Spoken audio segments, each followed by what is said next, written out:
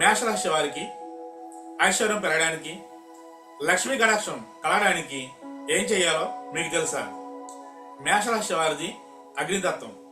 వీరిలో చాలా శక్తి ఉంటుంది, కానీ దాన్ని డబ్బుగా మార్చుకోవడంలోనే అసలైన టెక్నిక్ ఉంది.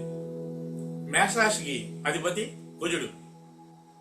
ప్రతి మంగళవారం ఉదయం స్నానం చేశాక ఒక ఎర్రని పట్టు వస్త్రంలో 9 ఎండుమిర్చి, కొంచెం బెల్లం, ఒక పసుపు గమ్ము ఉంచి మూట కట్టండి. ఈ మూటను మీ ఇంటి బీరువాలో ఉంచండి. అత్యంత శక్తివంతమైన ఈ కుజలక్ష్మి పరిహారంతో ఐశ్వర్యవంతులుగా మారండి.